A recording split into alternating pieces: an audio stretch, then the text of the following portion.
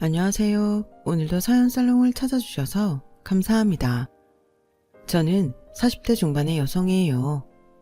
오늘 저는 제가 결혼했을 때 있었던 일들을 이야기해보려고 해요. 제 말에 눈치채셨겠지만 저는 이혼을 했어요. 30대 초반에 결혼을 했었는데 지금은 혼자서 예쁜 딸아이를 키우고 있죠. 이혼을 생각하게 된 건 여러 이유가 있었어요. 시댁 인간들이 정말 말 그대로 인간도 아니었거든요.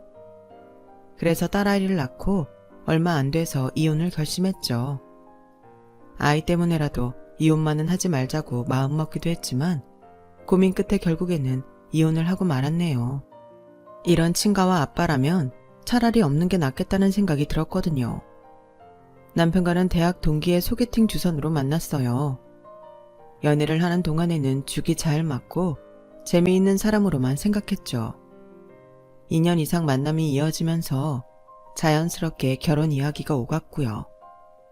양쪽 집에 인사를 하고 상견례를 했을 때만 해도 시어머니나 신우가 그렇게 개념 없는 사람들인지는 몰랐답니다. 남편은 아버지가 대학 때 돌아가셔서 시댁에는 시어머니와 신우 둘만 있었어요. 그런데 저희가 신혼여행을 다녀오고부터 시댁 사람들은 자기의 본성을 드러내기 시작했어요. 그때 바로 친정엄마 생신이 돌아왔고 엄마는 저 결혼하고 첫 생일이라며 가족끼리 더 돈독해지자고 식구들만 같이 밥을 먹자고 하셨어요. 그런데 남편은 시어머니랑 신우도 불렀더라고요. 장모님이 가족끼리 밥 먹자고 하셔서 당연히 우리 엄마랑 시언니도 같이 하는 걸로 알았지. 이제 두 집안이 다 가족 아니야? 저는 좀 당황했지만 그렇게 생각할 수도 있겠구나 했고 친정 엄마한테 남편이 시어머니랑 신우도 불렀다고 했죠. 그래, 다 같이 밥 먹고 좋은 시간 가지면 더 좋지. 너 결혼하고 첫 생일이니 그것도 괜찮겠다. 라며 식당 예약에 2명을 추가하셨어요. 그런데 시어머니와 신우는 생일 선물 하나 준비도 안 하고 왔고 시어머니는 엄마 자리로 준비가 됐던데 떡하니 앉더라고요. 직원이 와서 시어머니한테 그 자리가 오늘 주인공 자리라고 설명하려고 했지만 엄마는 괜찮다며 눈짓을 하시더군요. 직원은 엄마 자리를 다시 세팅해 주느라 분주했어요. 그리고 하는 첫 마디가 생일 축하드린다는 것도 아니고 사부인은 다 갖고 계실 테니까 별로 필요한 게 없으실 것 같아요. 웬만한 건 거들떠보지도 않으실 것 같고요. 괜히 마음에 안 드는 거 선물로 받으면 쓰지도 않고 누구 주기도 그렇고 처치곤란이잖아요.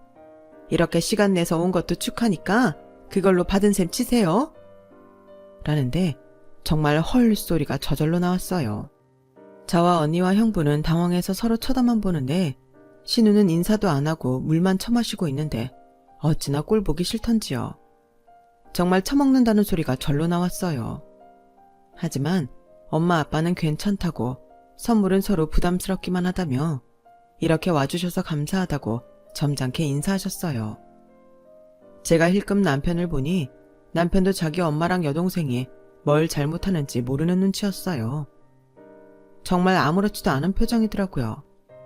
그때부터 느낌이 쎄하긴 했지만 뭐 집안마다 분위기가 다르고 살아온 방식이 다르니 살다 보면 맞춰지겠지 하며 속으로 마음을 다스리던 기억이 나네요. 그런데 더 기가 막힌 건 밥을 거의 다 먹어갈 때쯤 시어머니가 불쑥 이런 말을 했다는 거죠. 사돈, 막내 아드님은 지금 일본에서 유학 중이라면서요. 가까운 나라여도 돈이 많이 들지 않아요? 뭐 생활비는 다달이 보내주고 있긴 한데 자랑 같지만 우리 청혁이가 장학금을 받고 있어서 크게 부담 가는 건 없어요. 한 달에 얼마씩 보내시는데요? 한 100만 원쯤 보내요? 아니, 저 결혼하고 처음 다 같이 만나는 자리인데 남의 집 돈 이야기를 물어보는 건 뭔가 싶었어요. 저는 무안해서 얼굴이 다 화끈거렸는데 남편은 그저 디저트 먹는 데에만 정신이 팔려 있더라고요. 뭐 쓸 만큼만 보내고 있어요. 그럼 집에 돈도 있으시니까 얘네 애 낳으면 봐주시는 것도 괜찮으시죠? 아니 뭐 도움이다 뭐다 쓸데없이 돈 쓸 거 없잖아요. 이렇게 풍족하고 좋은 외할머니 계시는데 왜 남의 손을 빌려요? 먹고 사느라 바쁜 집안도 아니니까 그 정도 여유는 있으시잖아요. 솔직히 남의 손에 애 빨리 맡기는 거 꺼림칙하지 않으세요? 외손주도 손주인데 귀한 우리 집 핏줄 누군지 알지도 못하는 사람들이 키우는 것보다야 훨씬 낫잖아요. 저도 그러고 싶은 마음이야 굴뚝 같지만 제가 이래봬도 허약 체질이라 아이를 볼 여력은 안 되고 있어요. 요즘 젊은 여자들 아이 낳고 집에 안 있고 다 나가서 일하느라 바쁘고 그럼 그 애는 누가 또 봐줘야 하고 그러니 저도 걱정이 돼서 이렇게 말씀드리는 거예요. 라며 대도 않는 소리를 뚫린 입이라고 하는데 아빠가 나서셨어요. 아직은 좀 먼 이야기 같은데 벌써 아이를 누가 보면 좋겠다. 그런 건 성급한 것 같습니다. 그리고 사부인도 그렇고 저희 집 사람도 그렇고 이제는 쉬어야 될 나이인데 무조건 부모 중에 누가 맡아야 된다는 건 생각해 볼 필요가 있네요. 정원이 그리고 박서방도 잘 듣게 아이 낳으면 일단 너희가 알아서 하도록 해봐. 정원아, 네 엄마 니들 새 키우느라 평생 고생했어. 사부인도 마찬가지고. 그러니 너희 아이들은 너희가 알아서 해야 되는 거야. 그건 당연히 니네한테도 해당되는 말이다. 알겠지? 뭐 바깥 사돈 말씀도 틀린 건 아니지만 아무리 그래도 우리 애를 남의 손에 맡기는 거는 좀 그렇잖아요. 그것도 일단 애들한테 맡겨보는 게 좋을 것 같습니다. 이 이야기는 이쯤에서 끝내도록 하시죠. 그렇게 말씀하시니 제가 대단한 신뢰를 한 것 같네요. 이렇게까지 무한하게 하지는 않아도 되지 않나요? 저는 언제 아이가 생길지 모르니 미리 대비를 하자는 거죠. 라며 점잖게 말씀하시는 아빠한테 불만을 드러내더라고요. 아니, 그런 건 말을 해도 저희가 하면 되는데 왜 그렇게 있지도 않은 아이를 우리 엄마 보고 키우라고 밀어붙이는 건지 정말 어이가 없었어요. 신우이는 아빠가 말씀하시는 동안 눈을 치켜뜨고 보고 있었고요. 한마디로 그 집안 사람들은 뭐든 자기들 중심으로 생각하고 그게 안 되면 다 상대 탓하는 그런 사람들이었어요. 생각해보면 결혼식 전에도 그런 경향을 보이긴 했어요. 양가 가족들 한복을 맞출 때였는데 신우는 원피스를 입겠다고 해서 한복을 안 하는 줄 알고 있었거든요. 근데 제가 남편하고 웨딩 플래너를 만나서 결혼식장하고 뷔페에 대해 설명을 듣고 있는데 시어머니가 남편한테 전화를 했었어요. 남편은 한동안 시어머니하고 통화를 하더니 저한테 엄마가 그러는데 우리 한복하는 데에서 시어머니 걸 빼놨다고 그런 걸로 돈 아끼려고 그러냐며 속상해하시네. 그거 아가씨가 원피스 입는다고 해서 그런 거야. 정욱이도 양복 입는 데서 한복 안 했거든. 그래서 내가 그렇게 말했는데 시어머니가 왜 자기만 한복이 없냐고 난리를 쳤나 봐. 근데 좋은 게 좋은 거라고 하나뿐인 오빠 결혼식에 한복 얻어 입고 싶어서 그러는 것 같은데 동생 거 지금이라도 같이 하면 좋겠어. 그래, 그럼 아가씨는 옷 2벌 해주는 거나 마찬가지인 거야. 우리 집에서는 그런 사람 없잖아. 어머니와 혼주이고 이것저것 챙겨드려야 되는 거 맞지만 다른 건 좀 오빠가 잘 정리해줬으면 좋겠어. 알았어. 앞으로는 내가 선 그을게. 고마워. 그러고 끝난 줄 알았는데 며칠 후 남편하고 같이 밖에서 저녁 식사를 하고 있는데 언니한테서 전화가 왔어요. 한복집에서 전화가 왔는데 너 신우가 와서 아주 폭풍을 일으키고 갔단다. 여기는 자기한테 어울리는 옷감이 없다고 제일 비싼 걸로 주문해놓고 갔는데 2시간 사이에 6번이나 전화를 해서 옷감을 계속 바꿨대. 그것뿐인 줄 아니? 거기에 있는 비싸다는 한복들은 죄다 꺼내서 다 몸에 대보고 그 중에 하나는 가져갔대. 그리고 니네 시어머니 거진 다 만든 한복을 처음에는 팔이 불편하다고 해서 고쳤더니 이제는 색깔이 자기한테 안 받는다고 다시 해달라고 했대. 한복집에서 아주 못해 먹겠다고 엄마랑 나한테 하소연하고 난리 났어. 내가 결혼할 때 한 집이기도 하고 나는 거기 사장님 딸하고도 친분이 있는데 이렇게 신뢰를 해놓으면 내 입장이 뭐가 돼.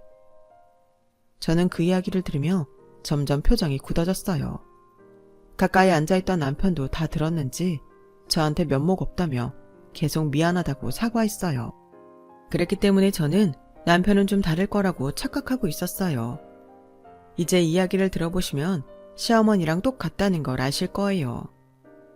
한복은 결국 엄마가 한복집에 가서 사과하고 시어머니와 시누이가 가져간 한복이며 다시 맞춘 한복들 값을 다 지불하고 그냥 해달라는 대로 해주시라고 잘 부탁한다고 인사를 하고 마무리를 했어요.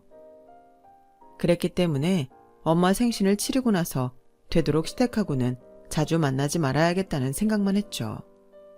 그런데 정말 어이없는 일이 생기고 말았어요. 그 일은 결혼하고 석 달쯤 지난 후에 일어났어요. 퇴근을 하고 집에 왔는데 현관문이 열려있길래 저는 남편이 먼저 왔나 하고 들어갔는데 시어머니가 혼자 소파에 앉아서 커피를 마시고 있더라고요. 어머니, 어떻게 말도 없이 오셨어요? 그리고 집은 어떻게 들어오신 거예요? 그도 그럴 게 시어머니랑 시누이는 지방에 살고 있었고 온다는 말이 전혀 없었거든요. 저는 혹시 안 좋은 일이라도 있나 해서 놀라기도 했지만 한편으로는 시어머니가 너무 태평하게 있어서 헷갈리더라고요. 우리 오늘 니네 밑에 층으로 이사 오잖아. 너도 가서 짐 옮기는 것 좀 거들어라. 안사돈도 오셨어? 네? 우리 엄마가 지금 일을 하고 있다고요? 저는 시어머니가 저희 밑에 층에 이사 왔다는 것보다 엄마가 거기서 일을 하고 있다는 게 더 충격이었어요. 옷만 갈아입고 정신없이 내려가 보니 정말 먼지가 뽀얗게 일고 있는 북새통 속에서 엄마가 짐을 꺼내서 챙기고 있더라고요. 엄마, 지금 이게 뭐 하는 거야? 엄마가 여기 왜 있어? 아침에 사동 양반이 전화했더라. 오늘 자기네 여기로 이사 오는데 너는 회사에서 일하느라 집에 늦게 올 테니까 나더러 대신 와서 짐 정리 좀 도와달라고. 뭐 사돈집 이사한다는 걸 전화까지 해서 알리는데 가만히 있기도 좀 그렇잖아. 아무리 그래도 엄마가 이걸 왜 하고 있어? 이건 아니지. 됐어. 사돈 건강도 안 좋다는데 건강한 내가 하면 되지. 그나저나 넌 괜찮아? 아직 신혼인데 시댁이 바로 미치면 니네 마음대로 뭐 하는 거 눈치 보이지 않아? 나는 오는지 알지도 못했어. 오빠도 그런 말 안 했고. 박서방은 나한테 전화해서 네가 아는 것처럼 말하던데. 제가 전혀 몰랐다고 하니 엄마도 표정이 안 좋아지셨어요. 그때 시누이가 양팔에 쇼핑백을 잔뜩 걸고 나타나서 까치발을 하고 집에 들어오더라고요. 아직도 다 안 치웠네? 아우 지저분해. 아가씨는 집 정리 안 하고 어디 갔다 오는 건데요? 나이 드신 어른이 일하는데 하루 종일 놀다 와서 그게 할 말이에요? 어머, 새언니는 왜 나 보자마자 화내고 그래요? 서울 오랜만에 오니까 좋아서 좀 나갔다 온 건데 그게 이렇게 호통칠 일이냐고요? 하더니 훌쩍훌쩍 울기 시작했고 마침 내려온 시어머니는 아니 넌 어떻게 시댁 무서운 줄 모르고 이러니? 아무리 어려도 얘가 네 신우인데 그렇게 면전에 대고 떽떽거려서야 되겠어? 사부인, 저 정말 속상하네요. 아무리 요즘 젊은 사람들 예의 범절이 없다지만 시댁 식구들한테 큰 소리나 치고 이게 뭡니까? 어머니, 그건 저도 할 말 있어요. 오빠의 장모님이면 아가씨한테도 어려운 분 아닌가요? 그런 나이 드신 분이 오셔서 이사 돕는다고 이 시간까지 일하는데 밖에서 하루 종일 있다가 들어와서 집 정리 안 됐다고 하는 것도 예의 범절 없게는 마찬가지인 것 같아요. 어머 세상에, 너 이렇게 말 잘하는 애였니? 정말 몰랐다. 어디 너 무서워서 여기서 숨이나 제대로 쉬고 살겠어? 라며 호들갑을 떨며 저를 나쁜 사람으로 모는데 친정엄마는 자기는 괜찮다며 얼른 정리하고 저녁 드시라며 제 손을 잡고 집으로 올라왔어요. 저는 엄마를 택시 태워서 보내드린 뒤 남편이 퇴근한 다음 한바탕 했어요. 오빠는 날 뭘로 생각하길래 시어머니 이사 오는 걸 말 안 해? 그리고 우리 엄마 와서 이사 돕는 거 왜 말 안 했어? 이게 대체 뭐 하자는 거야? 내가 오늘 얼마나 황당했는 줄 알아? 거꾸로 생각해봐. 오빠가 퇴근하고 왔는데 집에는 우리 부모님이 앉아서 느긋하게 커피 마시고 있고 시어머니가 우리 엄마 아빠 이사하는 집에 가서 일하고 있으면 기분이 어떻겠어? 대체 날 뭘로 생각하고 이렇게 무시해? 그리고 시댁이 우리 집 바로 밑이라니. 이건 좀 너무하잖아. 이런 건 나하고 상의를 했어야지. 오빠가 집 얻는 거 도와줬다며 내 입장은 생각 안 해? 여자들한테 시댁이 얼마나 어려운데 이렇게 코앞에서 같이 살면 어쩌라는 거야. 난 불편해. 난 안 바쁘냐? 엄마랑 장모님하고 전화하느라고 뺏긴 시간도 있는데 나도 일은 해야지. 그리고 힘든 일 있으면 서로 도울 수 있지. 장모님이 와서 일한 게 그렇게 핏대 세울 일이야? 억울해? 그리고 그냥 이사 오셨나 보다 하면 되지 뭘 그렇게 따져. 엄마가 가까이 계시면 우리 도움이 되지 뭐가 힘들 게 있어. 너 우리 엄마 오해하나 본데 우리 엄마 시집살이 시킬 뿐 아니야.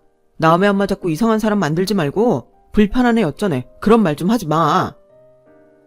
아니, 시집살이는 하는 내가 시집살이라고 하는 거지. 그런 걸 왜 남이 시킨다 안 시킨다 정해?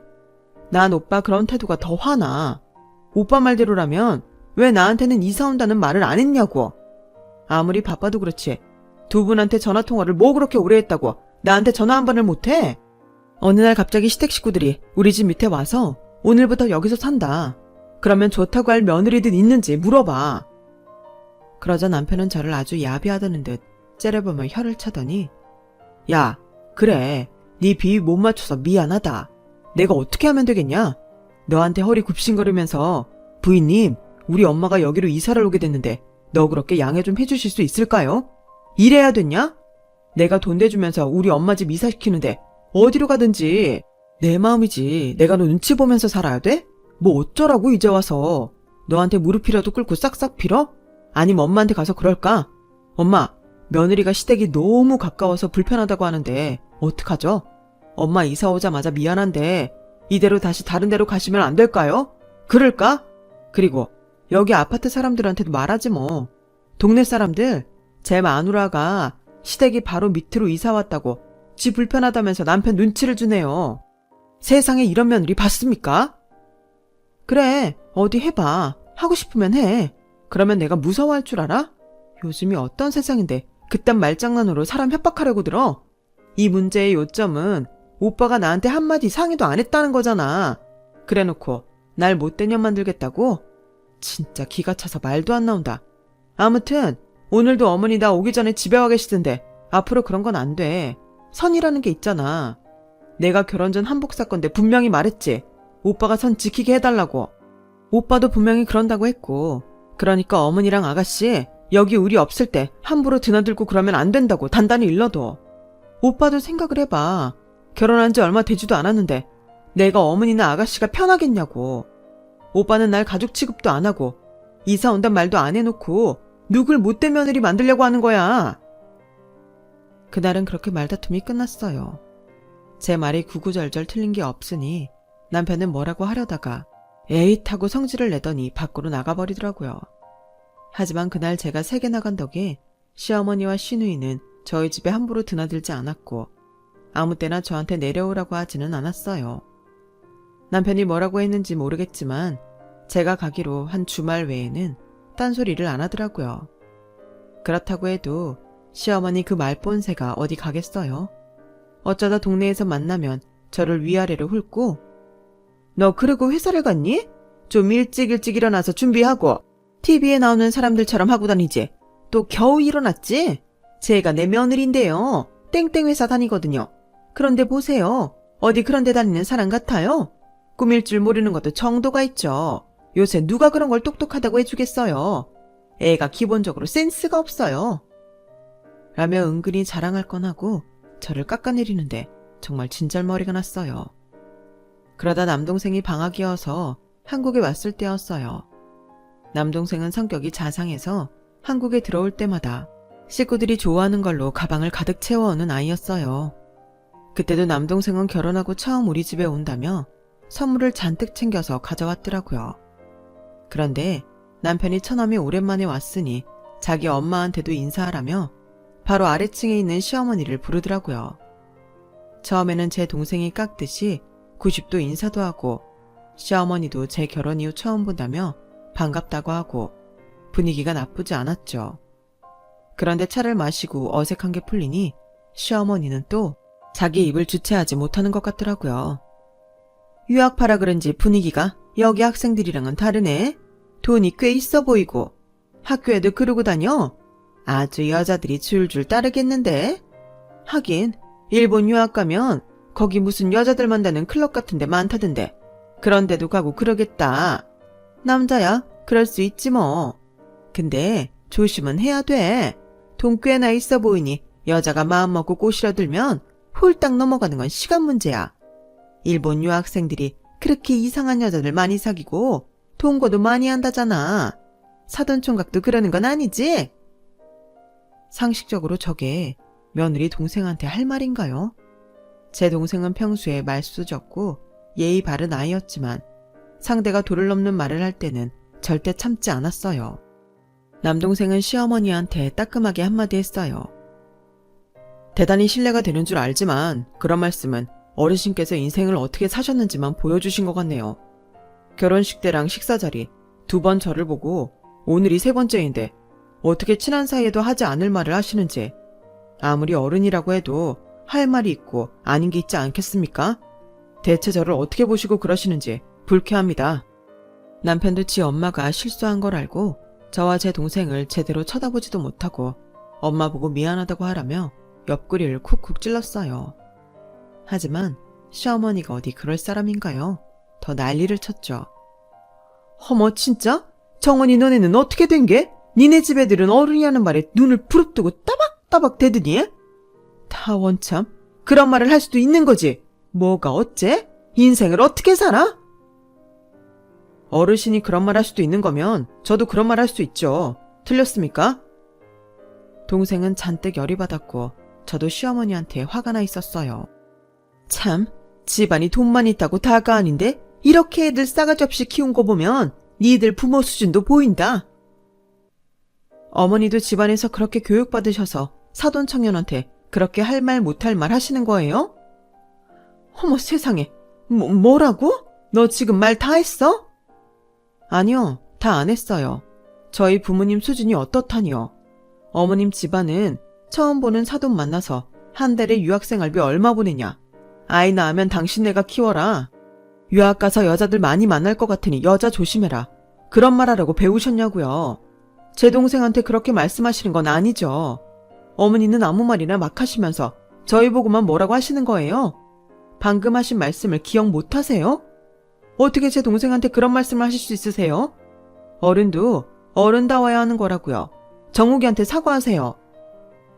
아니, 무슨 나이 먹은 사람한테 사과를 하래? 어머, 내가 어떻게 저런 며느리를 봤지? 세상에, 손이 벌벌 떨려서 말이 다 안 나오네. 동호야, 엄마 너무 억울해. 내가 저런 폐륜을 당할 정도로 잘못한 거니? 왜 내가 사과를 해야 돼? 엄마, 잠깐 나와봐. 일단 나오라고. 당신도 동생하고 머리 좀 식히고 있어. 라며 자기 엄마를 밖으로 데리고 나갔어요. 제 동생은 어이가 없어서 혀를 차며 누나, 솔직히 나 오늘 매형한테도 실망했어. 아니, 어머니를 불러온 것까지는 괜찮은데 어떻게 저런 말을 하는데도 말릴 생각을 안 해? 나 솔직히 누나가 너무 좋아해서 반대 안 하긴 했는데 진짜 너무 아닌 것 같아. 지금이라도 다시 생각해봐. 저도 같은 마음이었지만 그때 이미 저는 임신 중이었고 남편이 그래도 아이에게는 좋은 아빠가 돼줄 거라고 생각했죠. 하지만 아이를 낳고 난 후 알게 된 사실들은 제 예상을 빗나갔어요. 딸을 낳고 6개월 후 회사를 다시 나가야 했을 때 친정아빠는 말렸지만 엄마는 아이를 봐주고 싶다고 했어요. 도우미 구하기도 힘들다며. 내 손녀인데 내가 봐줘야지. 엄마 하나도 안 힘들어. 아빠는 내가 힘들까봐 걱정돼서 그런 거지 너희 돕지 말라는 건 아니야. 엄마는 하나도 안 힘들어. 이렇게 이쁜 손녀 보는데 뭐가 힘들어? 눈에 넣어도 안 아플 내 새끼인데. 라며 엄마는 딸아이를 품에 안고 놓지를 않았어요. 그러자 아빠도 그럼 좋은 도우미 구할 때까지만 엄마가 봐주는 걸로 하자고 했죠. 시어머니는 기대도 안 했지만 정말 눈꽃만큼도 도와주지 않았어요. 그러면서 앉아서 잔소리만 했죠. 우리 때는 그렇게 유난 떨지 않아도 일하면서 다 키웠다. 너만 애 낳은 것도 아니니까 우는 소리 너무하지 말고. 근데 애 배냇저고리는 전부 수면 맞지? 이거 무슨 브랜드니? 라며 자꾸 헛소리만 하니 속이 터질 것 같았어요. 그래도 시어머니나 시누이가 전보다 좀 풀이 죽었는데 그 이유는 남편이 다니던 회사가 합병이 된다고 했고 그러면 남편 부서가 대거 권고사직을 당할 거라는 이야기가 돌았거든요.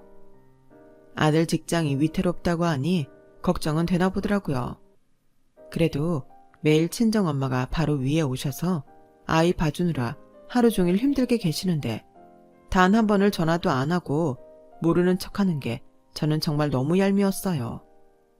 엄마는 손녀가 예뻐서 하나도 힘들지 않다고 했지만 퇴근하고 와보면 엄마가 저보다 더 피곤한 게 한눈에 보였어요. 그때 생각만 하면 지금도 정말 가슴이 아프답니다. 그래서 저는 엄마한테 도우미한테 주는 만큼이라도 드리고 싶어서 남편한테 이야기를 했어요. 당신 회사에서 어떻게 될지 모르니까 그 돈은 다 내가 낼게. 그러니까 엄마 드린다고 뭐라고 하지 마. 내가 장모님 우리 예진이 봐주시는 비용 드리는데 왜 뭐라고 하겠어. 그래도 얼마 드릴 건지는 말해. 나도 대충 알고는 있어야 될 거 아니야. 얼마 생각하고 있어? 한 8만 원 드릴 거야? 뭐 왔다 갔다 차비까지 해서 딱 10만 원 맞추던지. 뭐? 얼마라고? 10만 원? 차비까지? 설마 일급 얘기하는 거야? 무슨 소리야. 한 달에 10만 원이지. 어떻게 일급 10만 원을 들여. 있잖아. 더 말하면 내 속 터질 것 같으니까 그건 내가 알아서 할게. 당신 돈 쓰게 안 할 테니까 전적으로 나한테 맡기라고. 그리고 요새 도우미 한 달 월급이 얼마인지 알고는 있어? 어떻게 엄마한테 한 달에 10만 원 드리라는 소리를 해? 그런 발상은 어떻게 나오는 거야? 아니, 솔직히 장인어른 돈 많으시고 장모님도 건물도 있잖아. 우리가 주는 돈이 정말 필요하시겠어? 그러니까 우리도 성의 표시나 하자는 거지. 우리가 도우미처럼 월급 주면 받으실 것 같아? 줘볼 생각이나 하고 그런 말에 대체 어떻게 생겨먹은 머리면 그런 계산이 나와? 뭐? 말 다 했어? 내가 회사에서 잘리게 생겼다고 너 나 막 무시하는 거지? 아니, 애 키우는데 그럼 얼마 드리겠다고? 나 못 드려도 150만 원은 드려야겠으니까 그런 줄 알아. 야, 너 나 모르게 돈 들어오는 데 있어? 무슨 150이야. 매달 그 돈 주고 우리 생활은 뭘로 할 건데? 그러니까 오빠도 다른 회사도 알아보고 열심히 좀 뛰어다녀.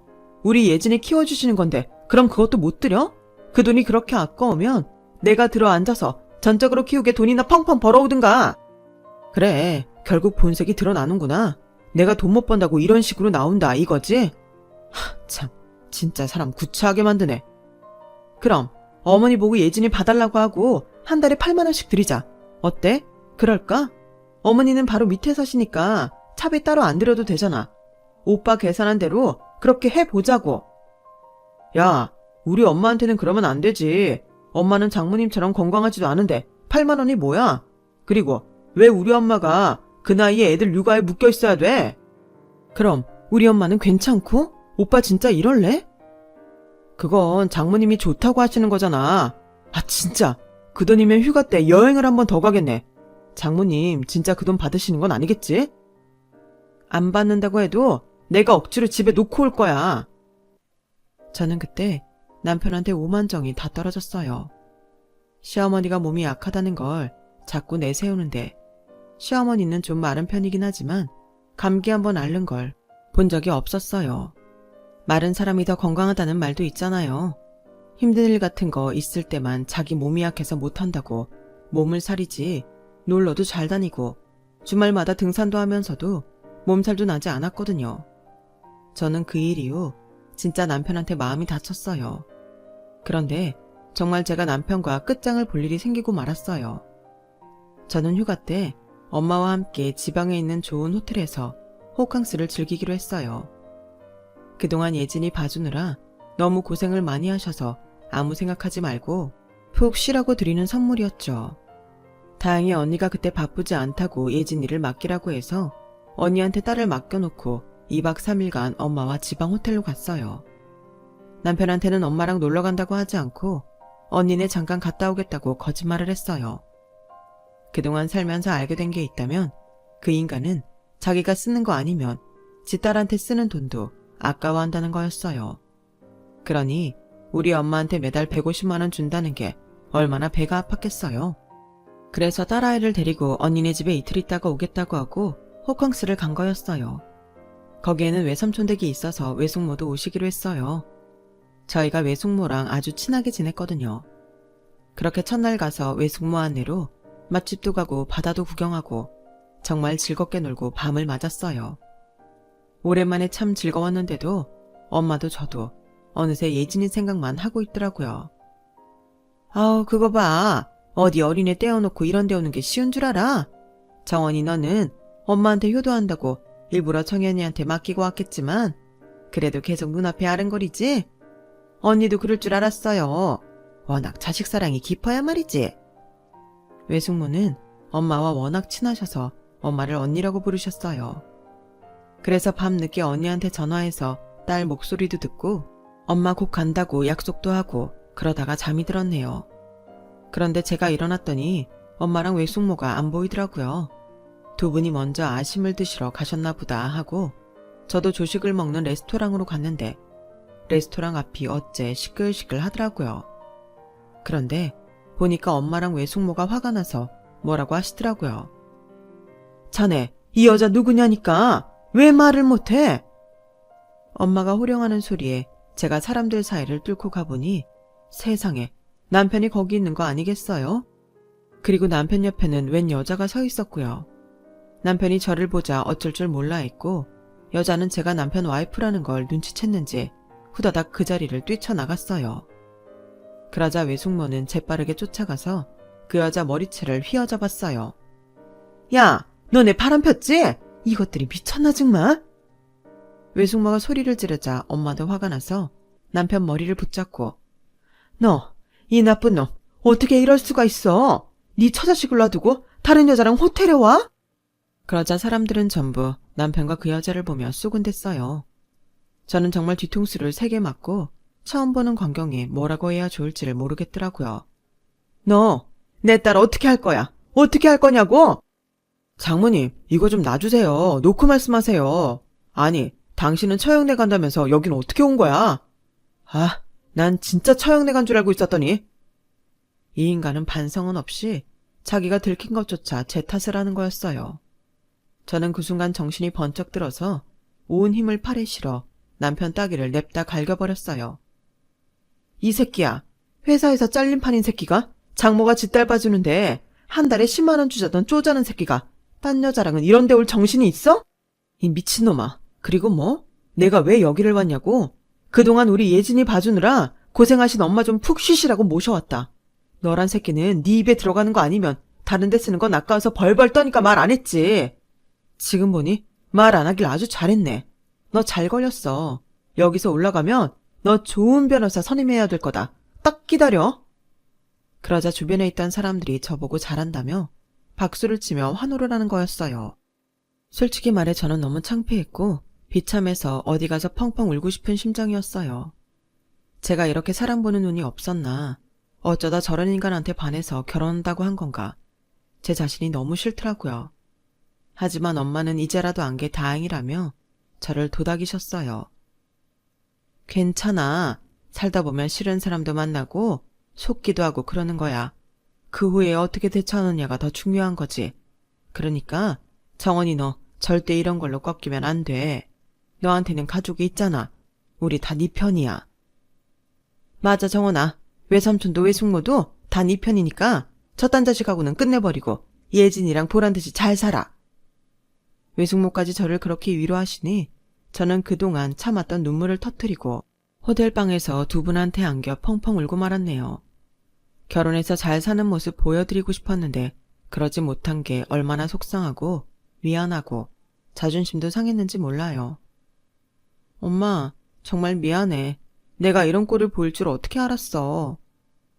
네가 지금 뭐가 어때서 그래? 넌 잘 살고 있어. 저 천하에 빌어먹을 놈이 잘못 산 거지. 저와 엄마는 이를 갈며 서울로 올라왔고 집에 가서 바로 짐을 싸서 친정으로 와버렸어요.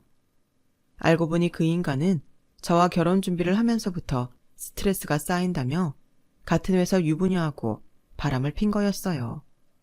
그 여자도 아들이 하나 있다고 하는데 정말 끼리끼리 같더라고요. 자기 반성 하나 없이 재수가 없어서 걸렸다고만 해서 그 남편도 너무 열이 받아서 바로 이혼 소송에 들어갔다고 해요. 저는 그동안 남편과 시어머니가 했던 언행에다가 남편이 생활비 제대로 주지 않은 거 하며 저희 엄마 월급 드리는 것 같고도 뭐라고 한 거, 딸 키우는 데에 돈 한 푼 안 들인 거에 대해 증거 자료를 확보할 수 있는 만큼 확보했고 그렇게 1년여의 법정 공방 끝에 승소를 하게 됐어요. 그동안 시어머니나 시누이는 찍소리도 못하고 있더니 제가 양육권도 갖고 위주로의 양육비까지 받게 되자 부들부들 떨며 저한테 막말을 퍼붓더라고요. 야, 네가 암만 까불어봤자 여자야. 애 딸린 여자 누가 거들떠보기나 하니? 너 승소했다고 까불지 마. 애비 없는 애가 잘 되는 꼴을 못 봤어. 비양 청소는 안 되면 다행이다. 제가 막 뭐라고 하려는데 그때 진짜 하늘이 울릴 정도로 짝 소리가 나더라고요. 엄마가 시어머니 뺨을 때린 거였어요. 이 미친 할망구야. 넌 그래서 아들, 딸 그따위로 키웠니? 네 자식 한수나 잘하고 살아. 네 새끼란 바람핀 년도 남편한테 쫓겨나서 친정에도 못 가고 혼자 방 얻어 산다던데 그년한테 데려다가 잘해보든가. 저는 평생 엄마가 그렇게 무서운 말을 하시는 건 전에도 후에도 본 적이 없었어요. 저는 남편한테 마지막으로 이렇게 말했어요. 우리 예진이한테는 너처럼 비도덕적인 아빠가 있는 것보다 차라리 아빠 모르고 크는 게 더 낫다고 생각해. 니네 집처럼 교양 없고 천박하고 자기만 아는 사람들 틈에서 뭘 배우고 자라겠니? 나는 우리 예진이 미래에도 너라는 인간은 절대 끼어들지 못하게 할 테니까 그런 줄 알아. 저는 남편 회사에 알린다고 으름장을 놓았지만 결국은 제가 아닌 바람핀 여자의 남편이 회사에 알려서 두 사람 다 회사에서도 잘리고 남편은 지방에 있는 작은 회사에 재취직하게 됐어요. 그 여자는 남편이 아주 단단히 화가 나서 여자가 다니던 피트니스 센터에 아들 어린이집 엄마 모임회까지 전부 다 소문을 내서 아예 발도 못 붙이게 만들어놨더라고요. 저도 그 집에서 한 번 더 막말하면 가만 안 둘 생각이었는데 그런 눈치를 챈 건지 아무 말 없이 지내더라고요. 시어머니는 진작에 아파트에서 이사를 갔고요. 지금은 어디에서 어떻게 사는지도 모른답니다. 지금 저는 우리 딸아이와 행복하게 잘 살고 있어요. 부모님은 물론이고 언니네와 남동생네 식구들도 자주 왕래하면서 우리 딸 힘들지 않게 노력해주고 있고요. 그 덕분인지 딸은 공부도 잘하고 친구도 많고 정말 예쁘게 잘 자라고 있답니다. 제 이야기는 여기까지예요. 다들 건강 조심하시고 매일 행복하고 좋은 일만 가득하길 제가 기도할게요. 감사합니다. 여러분, 사연 댓글에 응원과 현명한 조언 부탁드려요. 좋아요와 구독은 저에게 큰 힘이 됩니다. 오늘도 좋은 일 가득하세요.